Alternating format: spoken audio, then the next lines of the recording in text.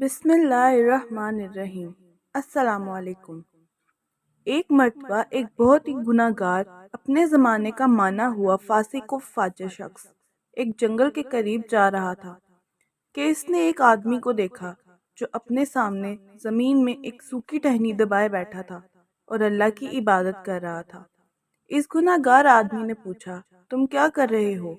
اس نیک اور پرہیزگار بندے نے بتایا، میں سالوں سے دنیا سے دور اس ویرانے میں اللہ کی عبادت کر رہا ہوں۔ جس دن میری عبادت قبول ہو گئی اس دن یہ ٹہنی ہری ہو جائے گی، اس طرح مجھے پتہ چل جائے گا۔ اس گناہ گار کے دل میں جانے کیا آئی، وہ بھی زمین پر ایک سوکھی ٹہنی دبا کر بیٹھ گیا اور عبادت کرنے لگا۔ تھوڑی دیر بعد کہیں سے ایک آدمی کی مدد کی پکار آئی اور پکارنے والے نے نقاہت بھری آواز میں پانی مانگا۔ دونوں نے سنی اور انسنی کر دی۔ آواز دوبارہ آئی۔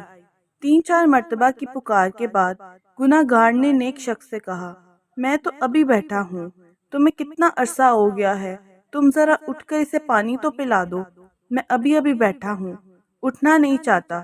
اس نیک بندے نے گناہ گار کو ڈانٹ کر کہا، میری عبادت میں خلل نہ ڈالو، میرا ارتکاز ٹوٹ جاتا ہے۔